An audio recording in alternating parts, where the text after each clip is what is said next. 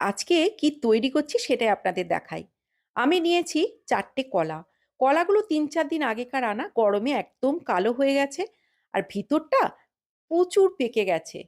এই অবস্থায় কলাগুলো কারোরই খেতে ইচ্ছে করে না। কিন্তু এত দাম দিয়ে কিনে ফেলতেও ইচ্ছে করে না। তাই ভাবলাম কলাটা দিয়ে একটা খাবার বানিয়ে নেওয়া যাক। একটা মিক্সিং বোল নিয়ে ১ম এ কলাটা ছাড়িয়ে নিলাম। এবার কলাটা খুব নরম করে মেখে নিচ্ছি। চাইলে এখানে কিন্তু আপনারা হাত দিয়েও মেখে নিতে পারেন। ১ পিস নারকোল নিয়েছি, নারকোলটা একটু গ্রেট করে নিচ্ছি। ১ থেকে ১.৫ চামচ মতো নারকোলটা নেব।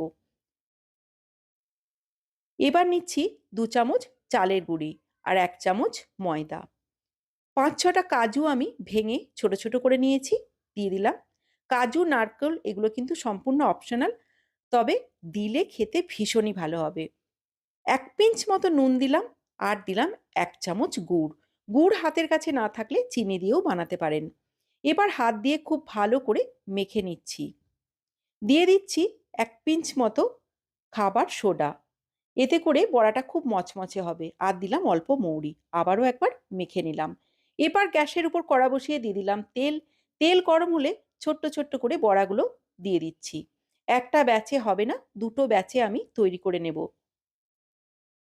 এই পর্যায়ে কিন্তু গ্যাসের ফ্লেম অবশ্যই মিডিয়ামে রাখতে হবে। এতে করে বড়াটা খুব ভালো করে তৈরি হবে। কিছুক্ষণ পর এটা আবার উল্টে দিচ্ছি। উল্টো দিকটাও কিছুক্ষণ রাখতে হবে। কলাটা দেখতে যতটা বাজে লাগছে আর বড়াটা খেতে কিন্তু ততটাই সুন্দর হবে। ১ম ব্যাচেরটা হয়ে গেছে, একটা পাত্রের মধ্যে একটা কিচেন টাওয়েল দিয়ে তুলে নিলাম।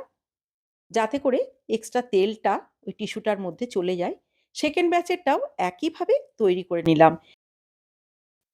এবার অন্য একটা প্লেটে নিয়ে চা কফির সাথে পরিবেশন করে দেওয়ার পালা। কেমন লাগলো আমাকে অবশ্যই জানাবেন।